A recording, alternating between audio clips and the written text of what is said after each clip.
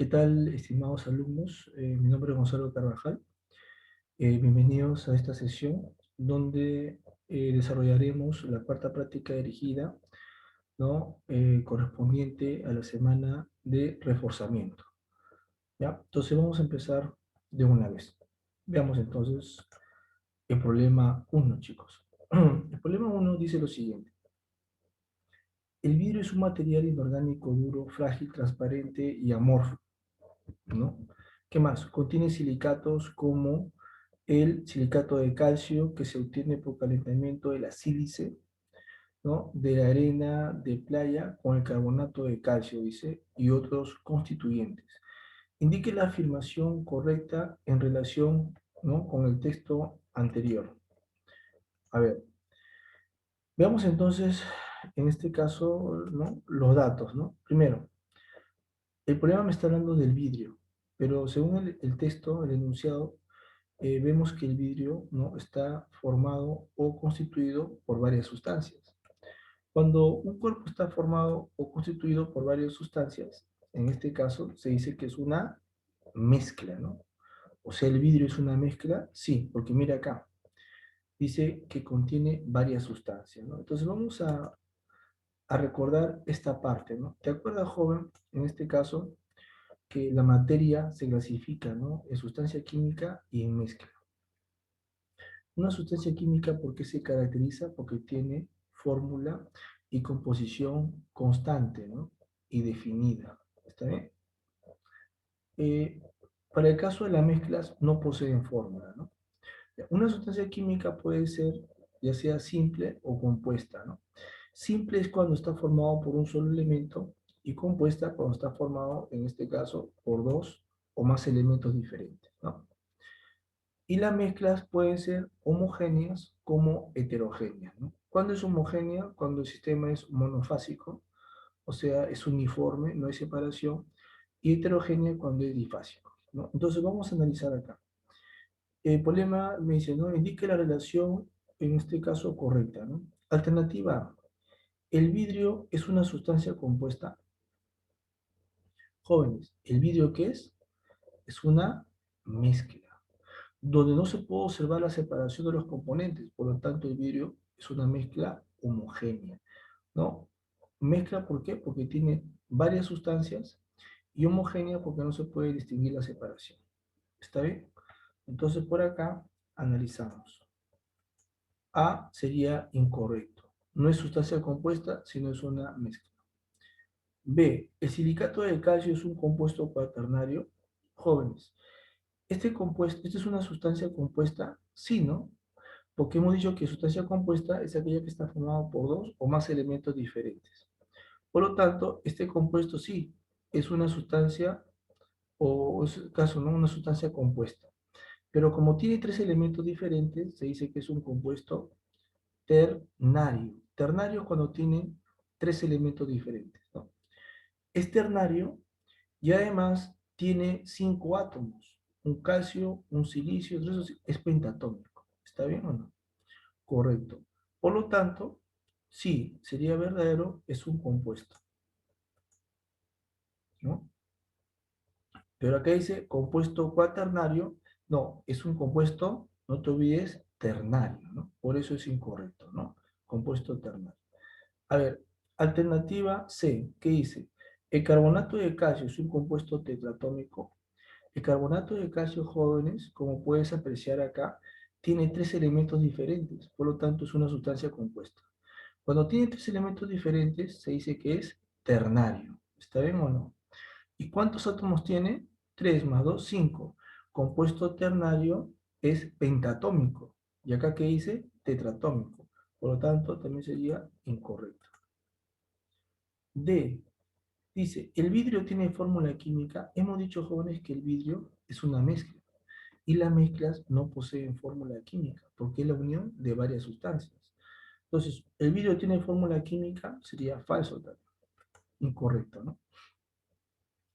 Y E, la sílice, ¿no? Dióxido de silicio, tiene composición constante y definida. Primero, el dióxido, ¿no? En este caso de silicio, es un compuesto que tiene dos elementos diferentes.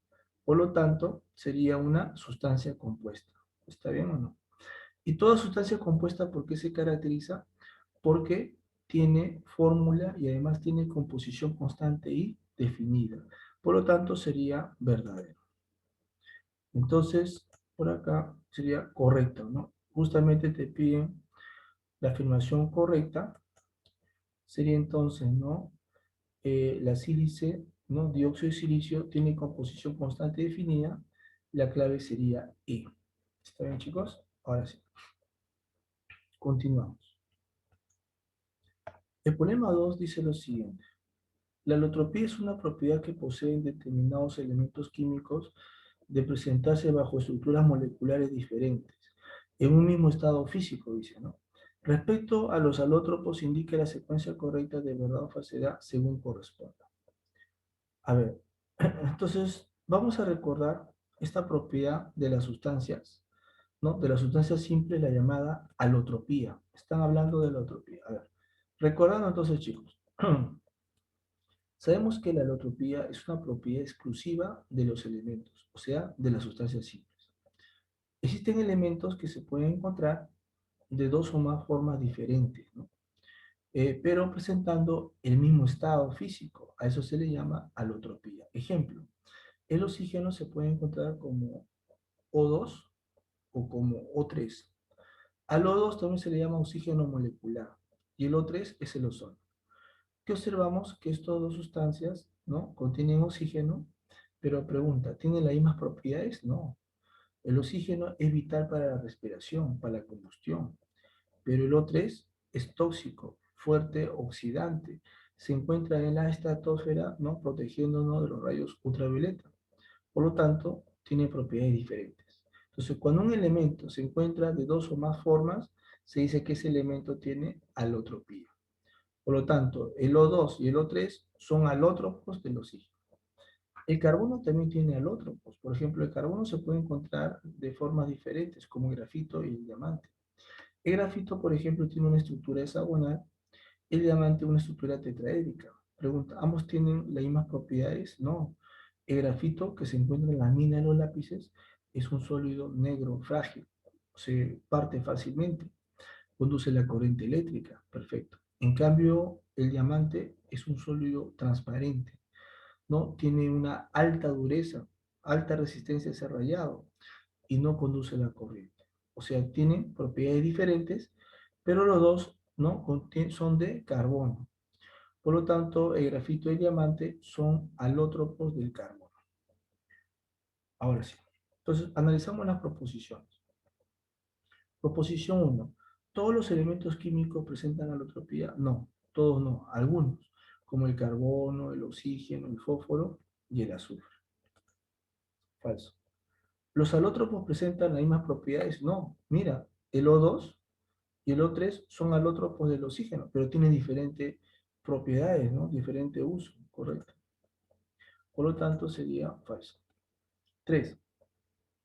Entre los elementos que presentan alótropos tenemos carbono, oxígeno, fósforo y azufre. Sí, por ejemplo, el carbono tiene alótropos, ya hemos visto, grafito, diamante, el oxígeno O2, O3 son sus alótropos, el azufre, azufre 6, azufre 8 son sus alótropos, y también el fósforo, fósforo rojo, fósforo blanco son sus alótropos.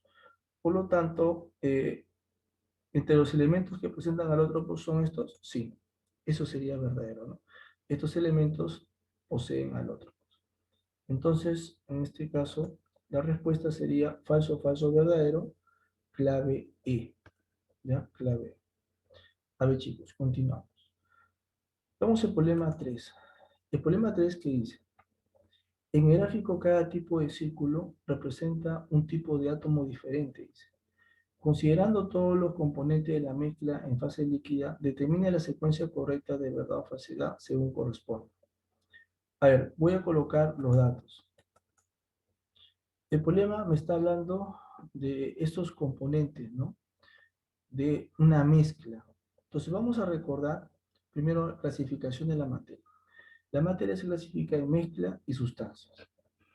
Las mezclas pueden ser homogéneas o pueden ser heterogéneas. Y las sustancias pueden ser compuestas o simples. Ya sabemos que las simples tienen un solo elemento, compuestas dos o más elementos.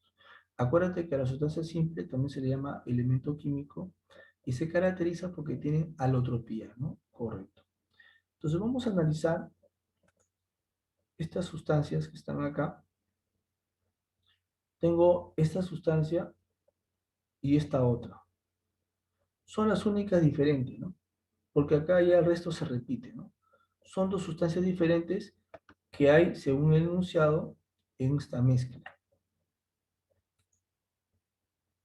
Pero si observamos acá, esta sustancia tiene átomos de elementos diferentes.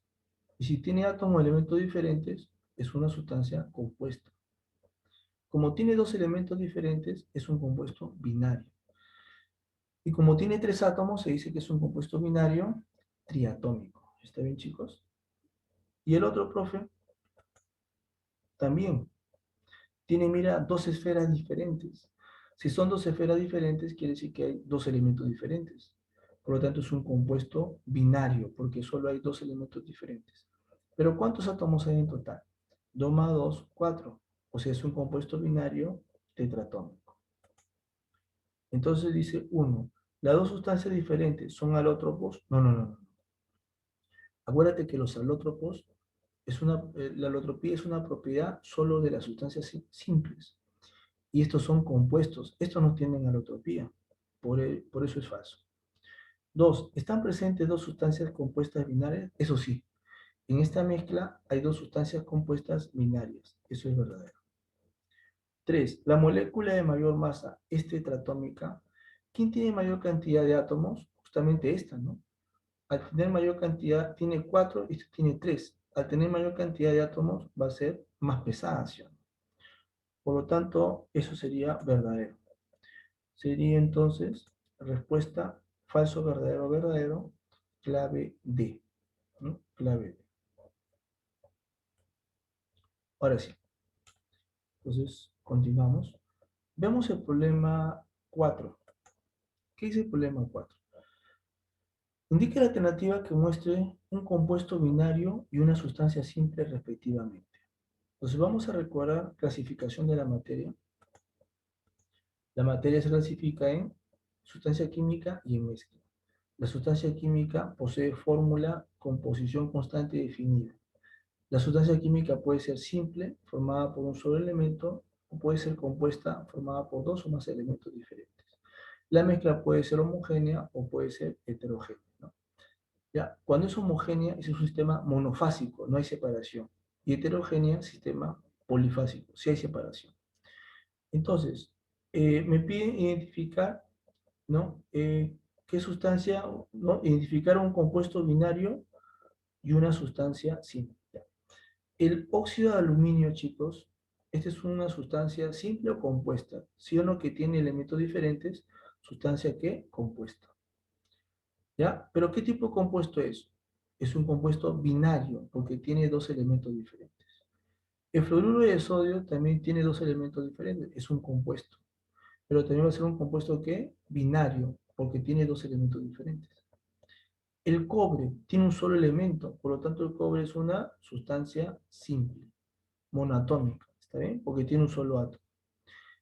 El amoníaco, jóvenes, tiene nitrógeno e hidrógeno, dos elementos diferentes. Sustancia compuesta, pero va a ser, en este caso, binaria, porque tiene dos elementos diferentes. La salmuera, chicos, ¿se acuerdan? Contiene sal y agua. Cuando hay dos o más cuerpos, en este caso se dice que es una mezcla. La salmuera es una mezcla que homogénea, donde la sal se disuelve en el agua. Y no se observa la separación de los componentes. ¿Está bien? A ver, ¿qué más? El grafito. Sabemos, jóvenes, que el grafito contiene solamente carbono, un solo elemento. Por lo tanto, sería sustancia simple. CO2, dióxido de carbono, tiene dos elementos diferentes, es una sustancia que compuesta, pero va a ser binaria, ¿no? Sustancia compuesta binaria porque tiene dos elementos diferentes. Y el P4, fósforo 4, tiene un solo elemento, por lo tanto es una sustancia que simple, pero como tiene cuatro átomos es tetratómico, ¿está bien? El azufre 8 también tiene solamente un elemento azufre, por lo tanto es una sustancia simple. Y como tiene 8 átomos, sería octatómico, ¿no? Sería en este caso octatómico. Y por último, el NO2 tiene dos elementos diferentes, es una sustancia compuesta, ¿no? Pero como tiene dos elementos diferentes, sustancia compuesta binaria, ¿no?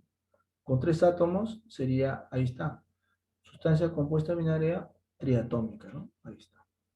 Entonces, el problema te pide quién es compuesto binario y quién es sustancia simple.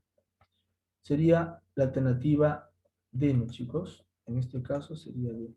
Porque CO2 es compuesto binario y el P4 es una sustancia simple. Entonces la respuesta sería dióxido de carbono y fósforo 4. La clave sería D. ¿Ya? Clave D. A ver, continuamos. El problema 5 dice, ¿no? ¿Cuántos de los siguientes fenómenos son físicos? ¿Se acuerdan, jóvenes, cuando ocurre un fenómeno físico? Un fenómeno físico se da cuando la identidad del cuerpo se mantiene, ¿no? La composición se mantiene, ¿no? La estructura no se altera y se caracteriza porque no se generan nuevas sustancias, ¿no? Ejemplo tenemos la dilatación de mercurio. Cuando el mercurio se dilata, sigue siendo mercurio. Disolver azúcar en agua. Si tú disuelves azúcar en agua, ¿el azúcar se transforma en otra sustancia o sigue siendo azúcar? Sigue siendo azúcar. Eso es físico, ¿no? Entonces, dilatación es físico. Ahora, disolución de azúcar en agua también es físico. Cuando secas una prenda húmeda, ¿qué pasa con el agua? Se evapora, pero el agua sigue siendo agua. Eso es físico. ¿Está bien?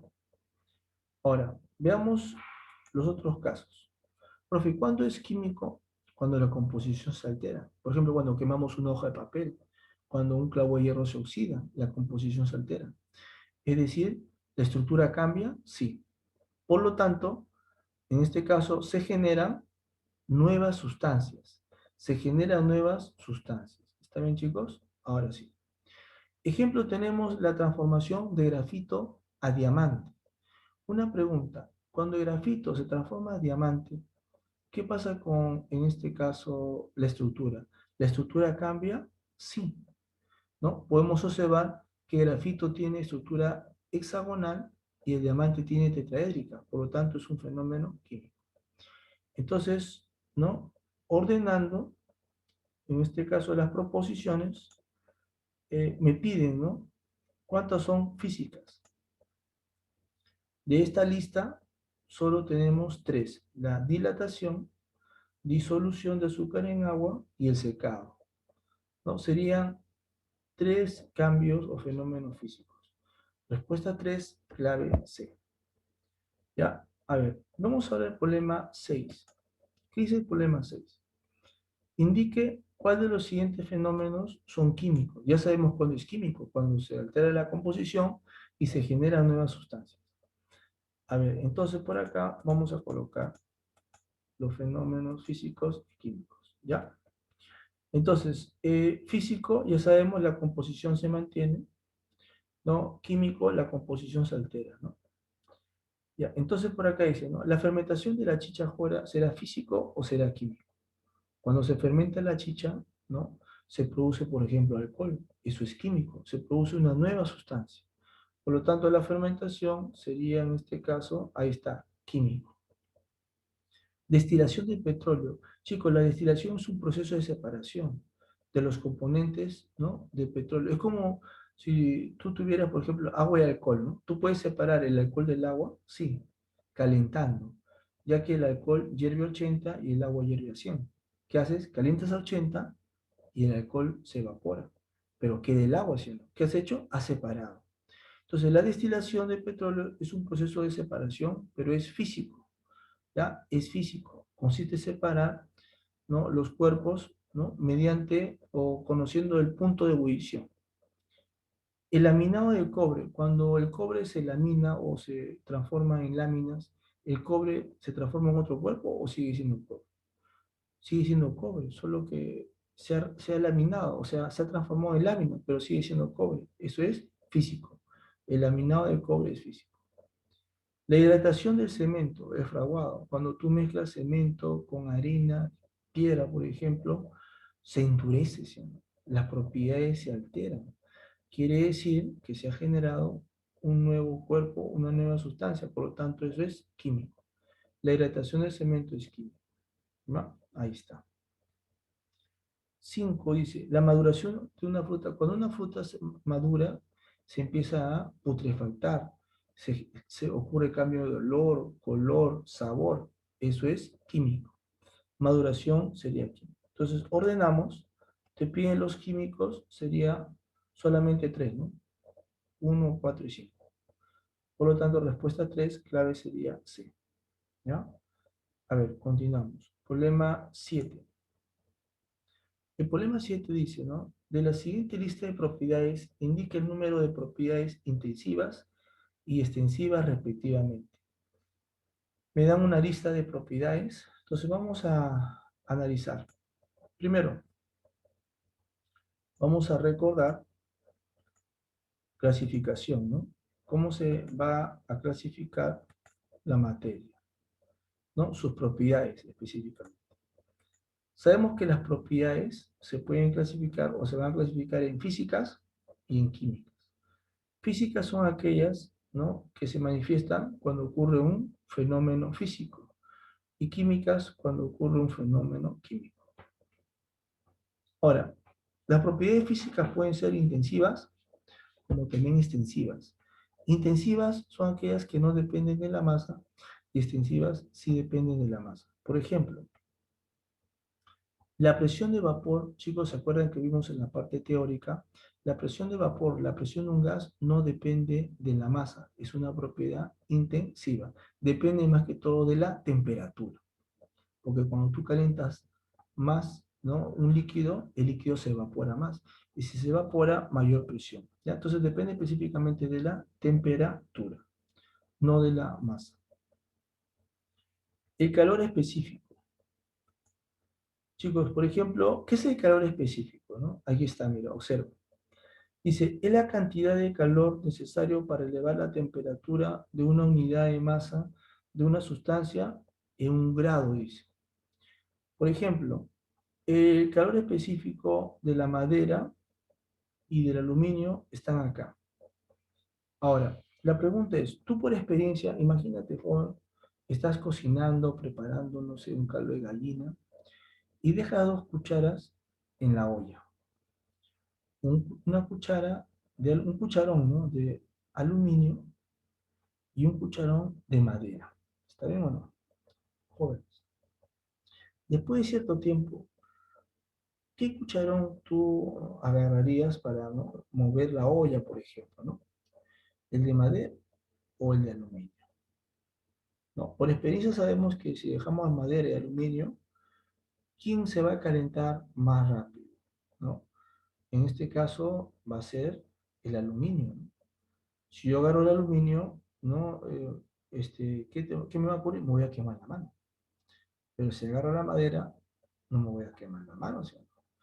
Entonces, justamente, eso viene a ser el calor específico, ¿no? Es la cantidad de calor que puede absorber, en este caso, un cuerpo. Bueno, para elevar su temperatura en 1 grado Celsius. Por ejemplo, el calor específico de la madera es más alto que el calor específico del aluminio.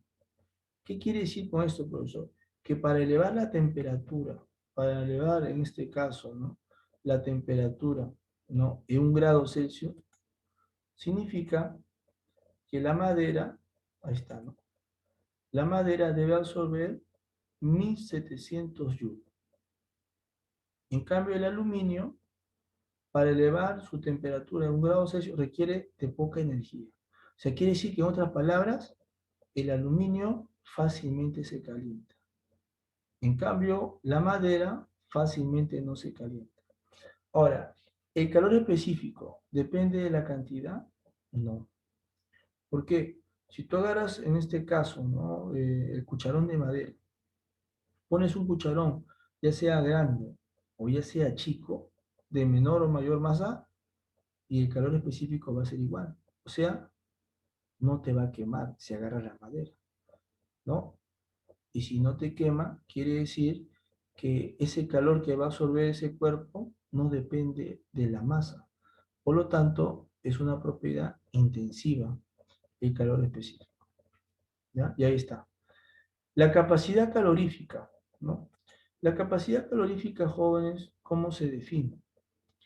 La capacidad calorífica se determina de esta forma, multiplicando el calor específico por la masa, ¿no? Es la cantidad de calor absorbida por un cuerpo por aumentar su temperatura, dice, ¿no? Pero se calcula multiplicando el calor específico por la masa. Como se calcula a partir del específico por la masa, va a depender justamente de la masa. Es por ello que la capacidad calorífica es una propiedad extensiva. Depende de la masa, y acá lo puedes ver matemáticamente, la ecuación, ¿no? Ahí está. La capacidad calorífica es igual a ¿qué? Al calor específico por la masa. O sea, depende de la masa, ¿no? Depende de la masa. A ver, entonces la capacidad calorífica es extensiva. La solubilidad. ¿Qué viene a ser la solubilidad? La capacidad de una sustancia para disolver, ¿no? O para disolver a otra, ¿no? En este caso, ¿no? La solubilidad va a depender de la masa, ¿no? Por ejemplo, ¿no? La sal, ¿se puede disolver en el agua? Sí. Ya sea 1 gramo de sal, 2 gramos de sal, igual se va a disolver en el agua. Por lo tanto, su capacidad para disolverse en el agua depende de la cantidad. No, ya sea 1 gramo, 2 gramos, 10 gramos, se disuelve en el agua, ¿no? Entonces, la solubilidad no depende de la cantidad, es una propiedad intensiva. ¿Qué es la viscosidad, chicos? La viscosidad es la resistencia de un líquido a fluir, ¿no? Por ejemplo, entre el agua y el aceite, sabemos que el aceite es más viscoso, pero la viscosidad del aceite depende de la cantidad de aceite, no. Si tú derramas 1 litro de aceite sobre el piso o 2 litros de aceite, igual de viscosos van a ser los dos. No depende de la cantidad, no depende de la masa. Por lo tanto, la viscosidad es una propiedad intensiva. La ductibilidad es cuando un cuerpo se reduce a hilos. Por ejemplo, imagínate el cobre. Tienes una plancha de cobre de 1 tonelada. ¿Esa plancha de cobre lo puedes pasar a hilos? Sí. ¿Y si la plancha es de 5 toneladas, también lo puedes reducir a hilos? Sí. Por lo tanto, no depende de la masa. Es una propiedad intensiva, ¿no? En este caso, la conductividad eléctrica depende de la masa. No, si tienes en este caso un alambre de cobre de 5 centímetros o un alambre de cobre de 20 centímetros de mayor masa, más grande, igual va a conducir la corriente. Por lo tanto, no depende de la masa. Y la energía, en este caso, sabemos que la energía, sí, ¿no? Por ejemplo, si hablamos de energía, por ejemplo, energía calorífica, ¿no? Sabemos que la energía va a depender de la masa, ¿no? ¿Se acuerdan, chicos, de esta ecuación, por ejemplo, ¿no? Tenemos esta. Energía, o en este caso calor, ¿no? Acá lo voy a colocar. Energía, por ejemplo, calor, ¿no? Que es igual a masa por calor específico por la temperatura. Entonces, el calor depende de la masa también, ¿no? Y el calor es una forma de energía. Por lo tanto, es una propiedad extensiva. ¿Ya? Ahora sí. Entonces, ya hemos clasificado estas propiedades, entonces vamos a analizar la respuesta. A ver, por acá colocamos. Dice, ¿no? Te piden el número de intensivas, que sería 1, 2, 3, 4, 5, 6, y el número de extensivas, que serían 2. 6 y 2 sería la respuesta, ¿no? ¿No? Por lo tanto, la clave sería C, ¿no? Clave sería C. Chicos, una observación. Las propiedades físicas pueden ser intensivas o extensivas, ¿no? Y las químicas, ¿cómo son? Todas son intensivas. Por ejemplo, lo que viene a ser la combustibilidad o también, ¿no? La inflamabilidad. La inflamabilidad es cuando un cuerpo arde fácilmente. 1 litro de gasolina arde igualito, ¿no? Fácilmente que 50 litros de gasolina. O sea, no depende de la cantidad. Por lo tanto, las propiedades químicas son intensivas, ¿ya? No te olvides de eso. Entonces sería la clave C, ¿no? A ver, veamos ahora el problema 8. El problema 8 dice lo siguiente. La suma de los números atómicos de dos isótonos es 182 y la diferencia de su número de masa es 2. Ahí es sus números atómicos. Primero, vamos a colocar los datos. Me están hablando de dos isótonos. ¿Qué son los isótonos? Son átomos que tienen igual número de neutrones, pero diferente Z. Al tener diferente Z, son átomos diferentes. X, Y, átomos diferentes. Repito, que tienen igual número de neutrones, son isótonos. NN son iguales. Pero número de masa son diferentes. Es por ello que acá le he colocado A1, A2. Acá, Z también diferente, Z1, Z2. ¿Ya? El problema que te da de dato, te dice que la suma de sus números atómicos, o sea, Z1 más Z2, es 182. Y la diferencia de su número de masa, o sea, A1 menos A2, es 2. Te piden hallar los números atómicos. ¿Ya? ¿Qué vamos a hacer? Primero, me piden hallar Z1, Z2. Teniendo en cuenta que A, eso es teoría, A es igual a Z más N, ¿qué vamos a hacer? Vamos a reemplazar en beta. Porque tú sabes que A1, A es Z más N. Por lo tanto, A1 ¿a qué va a ser igual? A Z1 más N. Ah, tiene razón. Y A2 ¿a qué va a ser igual? A Z2 más N. O sea, acá sería, ¿no? A2 menos Z2 más N. Al restar, ¿qué queda? Este más N se va con este menos N. Te queda Z1 menos Z2 igual a 2. Ahora, tenemos la ecuación alfa que todavía no hemos usado. La vamos a usar acá. Si yo sumo esta ecuación que he obtenido con la ecuación alfa que me dan de dato, se va Z2 a sumar, despejas, ¿cuánto te va a salir Z1? 92. Y Z2 te va a salir 90. ¿Concuerda con los datos? Sí. ¿No? Z1 menos Z2 es 2. 92 menos 90 es 2. ¿Está bien? Entonces la respuesta sería 90 y 92. Clave sería, en este caso, B, ¿no, chicos? Clave sería B. A ver, continuamos. Problema 9. El problema 9, jóvenes, dice lo siguiente. ¿Está bien? A ver, dice, la diferencia de los cuadrados del número másico y número atómico de un átomo neutro es 560. Dice.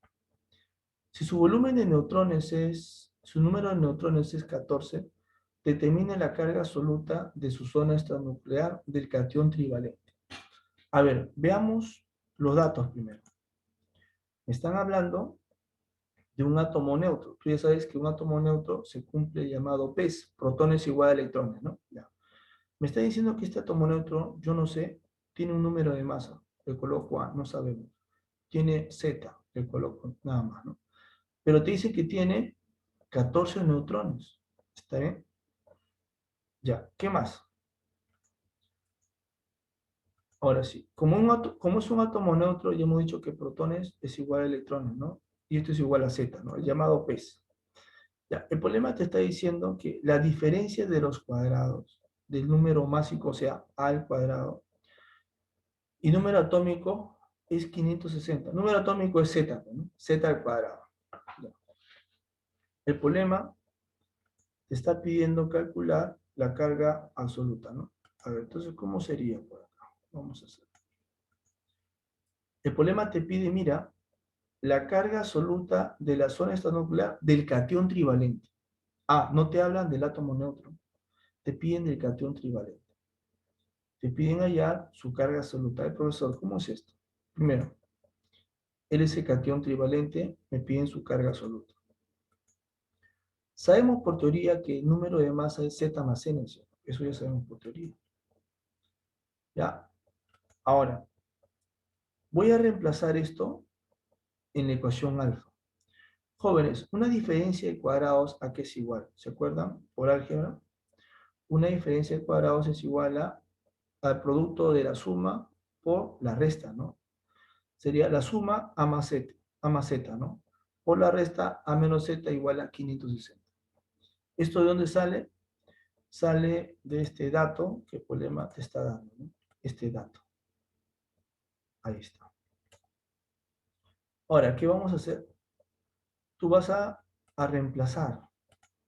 A ver, por acá entonces vamos a reemplazar. A ver, ¿dónde, profesor? Ahí está. Entonces, de esta ecuación, de este dato, se cumple esto, ¿no? Ahora, pero tú sabes que A es Z más N. Más el Z que está acá, ahí está. De nuevo, ¿a qué es igual? Z más N menos Z. ¿Qué pasa con, en este caso, Z? Se va, ¿no? Y ahí está. Este Z se va con este Z. ¿Y qué te queda? 2Z más N, ahí sumamos. Te queda acá 2Z más N por N igual a 560. ¿Está bien? Ahora sí.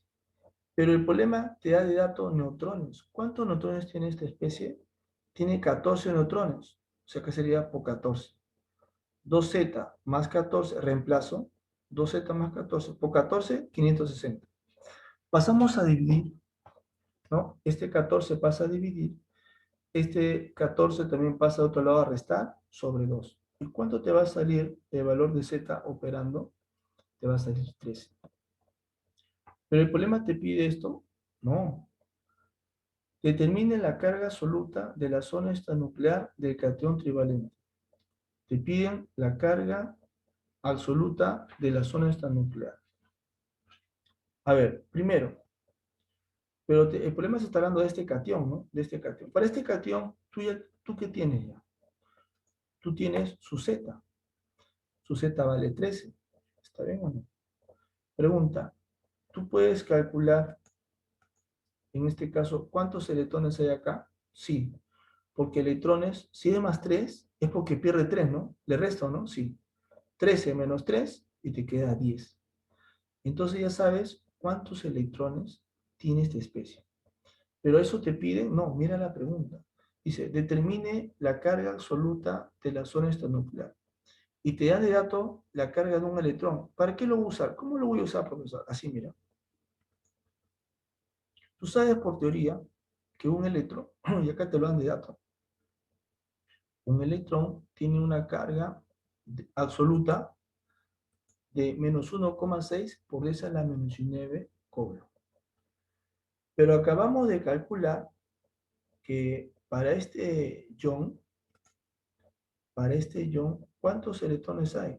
10. Ahora, para esos 10 electrones, ¿qué carga absoluta tendrá la zona extranuclear? Vamos a aplicar una simple regla de 3. Primero, por teoría, un electrón tiene esta carga. Lo hicimos hace ratito en un cuadro, ¿te acuerdas? Y si yo tengo 10 electrones, ¿cuánto será su carga absoluta? Sería por 10.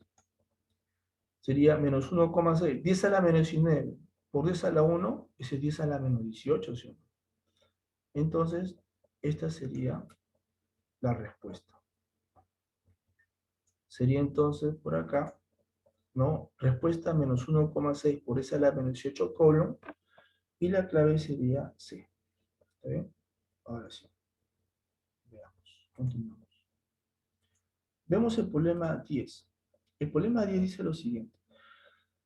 Si se sabe que el hidrógeno tiene 3 isótopos, proteo, deuterio y tritio, que ya lo conocemos, lo hemos visto, dice, ¿no? ¿Cuántos valores diferentes tendrían las masas de las posibles moléculas que forman el hidrógeno entre sus isótopos? Dice, ¿no? A ver, entonces, profesor, ¿cómo sería esto? A ver, vamos a analizar. ¿Está bien? Primero, vamos a colocar los datos. Y piden determinar el número de moléculas que pueden formar los isótopos de hidrógeno.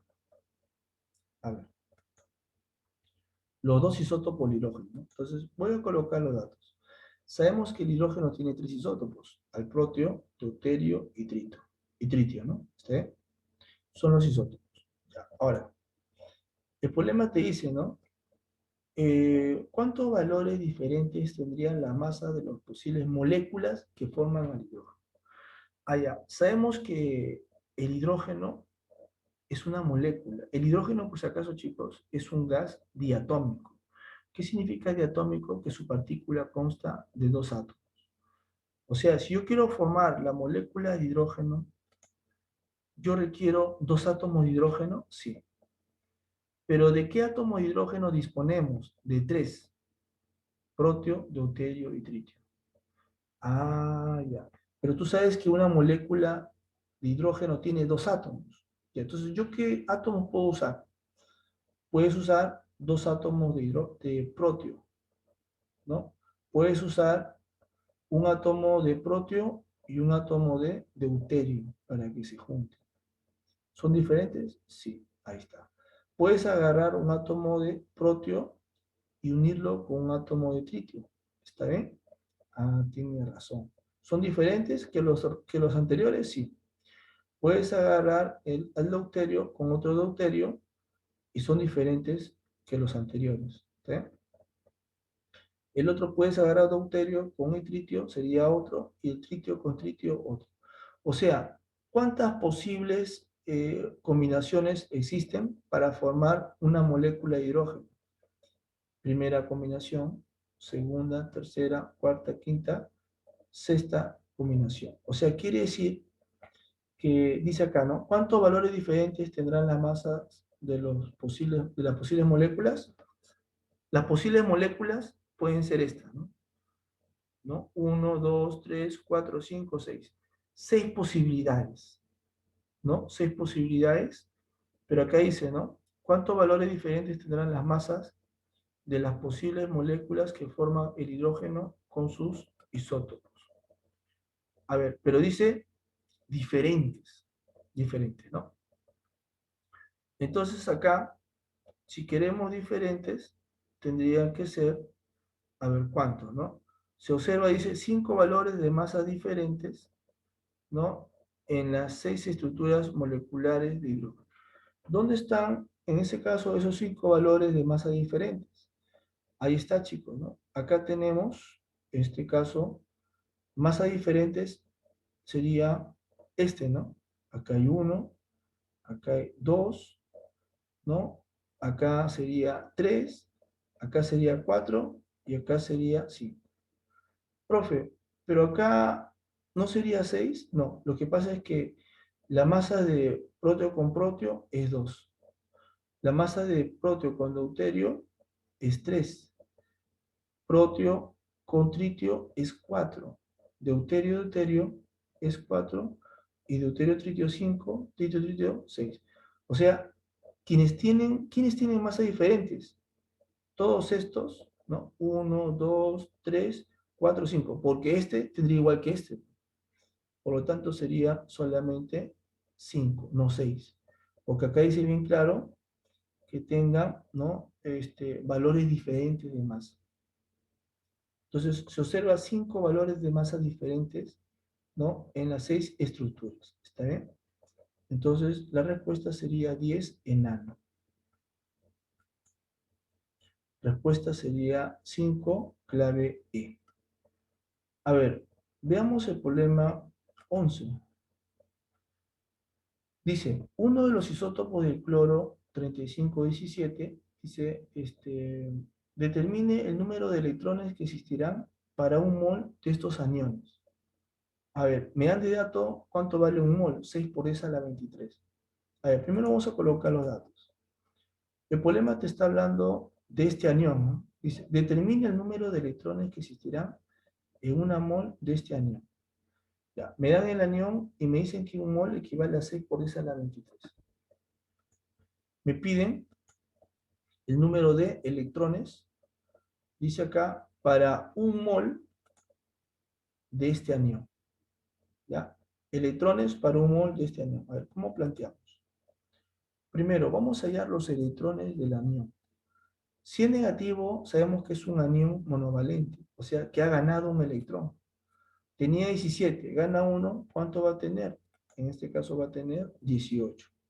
O también lo puedes hacer aplicando la fórmula. ¿Te acuerdas cómo se calculan los electrones? Se resta Z menos la carga, pero con todo y signo. 17 menos la carga con todo y signo, menos 1. Menos por menos más, se suman 18 electrones. Ya tiene los electrones, ¿sí o no? ¿Ya? Pero esos electrones son los electrones de un anión. Los electrones de un anión. Ahora, ¿tú quieres los electrones para un anión? No, tú quieres los electrones para un mol de aniones. ¿Y a cuánto equivale un mol de estos aniones? Un mol equivale a 6 por 10 a la 23 de estos aniones. Si un anión tiene esta cantidad de electrones, 6 por 10 a la 23, ¿qué cantidad de electrones tendrá? Regla de 3.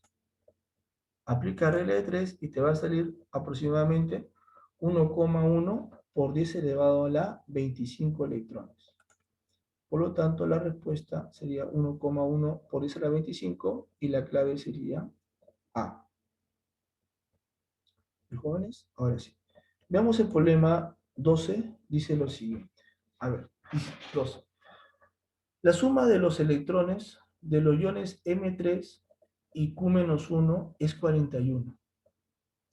Halla la suma de los electrones de los iones M+2, Q+1 y R8-2. A ver, colocamos los datos. El problema primero me está hablando de estos iones, ¿eh? M3 y Q-1. Pero yo no sé cuánto vale su número atómico, pero sé que son diferentes porque tienen diferentes símbolos. Acá le llamamos Z1, Z2. Pero me dicen que los electrones, la suma de estos dos es 41. Ya. Los electrones de M3 más los electrones de Q-1 es 41. Pero ¿cómo se calculan electrones? Ya sabes que si es más, pierdes, ¿no? Le resto. Z1 menos 3. Ahí está. Z1 menos 3. Más los electrones de Q. Pero si es negativo, que sí que gana. O sea, le sumo, sí. Z2 más 1 sería. Ya. Entonces, Z1 menos 3 más Z2 más 1 es igual a ¿qué? A 41. ¿Pero qué te pide el problema? Bueno, acá despejas. Z1 más Z2 te sale, en este caso, 43, ¿no? 43. Ya. Pero el problema que te pide, mira, halle la suma de los electrones de los iones M+2, Q+1 y R8-2. Te piden los electrones de M+2, electrones de Q+1 y de R8-2. ¿Cómo se calcula electrones? Ya sabemos. En este caso, si es más 2, pierde. Sería Z1 menos 2. ¿No? Ahí está. Electrones es igual a Z menos la carga, ¿no? Por lo tanto, acá sería Z1 menos la carga más 2. Electrones de Q, Z2 más 1, igualito. Electrones igual a Z, pero acá sería Z2 menos la carga, que es menos, ¿no? En este caso, por más 1, ¿no? Ahí está. Porque Q tiene carga más 1. Z2 menos más 1. Ahí está. Más los electrones de R8 menos 2. Si es menos 2, en este caso quiere decir que gana, ¿no? O si quieres, aplica la fórmula, que sería 8 menos menos 2, ¿no? Ahí está. 8 menos menos 2. Entonces, el problema te pide la suma de todo esto. Voy a agrupar y despejar. Si tú sumas, acá te va a salir, ¿no? Z1 más Z2, acá te queda, ¿no? Menos 2, menos 1, te queda acá menos 3. 8 más 2, en este caso, sería 10. Menos 3 sería 7. O sea, te queda Z1 más Z2 más 7, eso es lo que te pide el problema. Pero una pregunta, Z1 más Z2, ¿ya no lo tenemos? Sí. Eso nos salió 43. Reemplaza acá. Por lo tanto, ¿a qué va a ser igual la suma? A Z1 más Z2, que es 43. Más 7 sería 50. Por lo tanto, la respuesta sería 50 y la clave sería D. ¿Ya? La clave sería D. Bueno, chicos, agradecer por su atención. Y bueno, espero, chicos, que sigan repasando, estudiando las clases asincrónicas, que visiten la web y conmigo será hasta otra oportunidad. Gracias, chicos, por su atención. Cuídense mucho. Nos vemos, chicos. Hasta luego.